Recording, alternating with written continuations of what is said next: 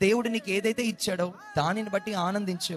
నీ దగ్గర కొంచెం ధనమే ఉందా, దాన్ని బట్టి ఆనందించు. చిన్న ఇంట్లో ఉంటున్నావా, దాన్ని బట్టి ఆనందించు. చిన్న ఉద్యోగమా, దాన్ని బట్టి ఆనందించు. దేవుడు ఏదైతే నీకు అనుగ్రహించాడో దానిని బట్టి ఆనందించడం ఎవరైతే మొదలు పెడతారో దేవుడు వారిని సంతృప్తితో ఆయన నింపుతాడు. ప్రియులారా, ఆమేన్. ఆనందించడం అంటే దేవుడు ఇచ్చిన దాన్ని బట్టి దేవునికి కృతజ్ఞతాస్తుతులు చెల్లించిన. ఇంట్లో చిరాకులు పరాకులు వద్దు. కొన్ని కుటుంబాల్లో లేమిని చూసి చిరాకు పడిపోతూ ఉంటారు. చిరాకు పడడం వల్ల ఏమీ సాధించలేము. దేవుని యందు ఆనందించడం నేర్చుకో. పరిస్థితులు కొంచెం ప్రతికూలంగా ఉన్నప్పుడు, క్లిష్టంగా ఉన్నప్పుడు దేవుళ్ళు ఆనందించడం నేర్చుకున్నప్పుడు నీకు దేవుడు సంతృప్తినిస్తాడు. ప్రైజ్ ది లార్డ్, హల్లెలూయా.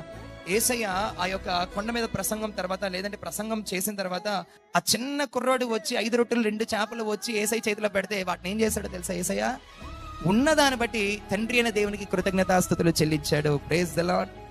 సుమారుగా 20,000 మంది తృప్తిగా కడుపారా తిని వారు సేద తీరారంట. బిగ్గరగా స్తోత్రం చెల్లిద్దాం. ఎందుకో తెలుసా? యేసయ్య ఆయనకి ఏదైతే ఉన్నదో దాన్ని బట్టి కృతజ్ఞతాస్తుతులు చెల్లించాడు. ప్రియ దేవుని సంగమా, నీ చేతిలో ఏదైతే ఉందో, ఒకవేళ తక్కువ జీతమే ఈ నెలలో నీకు ఉందనుకో, దాన్ని చేతిలో పెట్టుకొని దేవా ఈ తక్కువ జీతమేనయ్యా అని దేవునికి కృతజ్ఞతాస్తుతులు చెల్లించు. నీ జీతం మందిరానికి ఇచ్చేమని నేను చెప్పట్లేదు.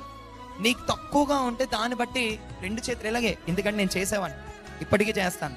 వచ్చిన ధనాన్ని చేతిలో పెట్టుకొని దేవునికి కృతజ్ఞతాస్తుతులు చెల్లిస్తాను. దాన్ని బట్టి కృతజ్ఞతాస్తుతులు చెల్లించు. అందులో నుంచి దేవుడు సమృద్ధి నీకు దయచేస్తాడు. హల్లెలూయా. దేవుడు నీకు ఏది ఇచ్చాడో దాన్ని బట్టి మనము ఆనందించాలి. నేను యెహోవా యందు ఆనందిస్తాను, సంతోషిస్తాను.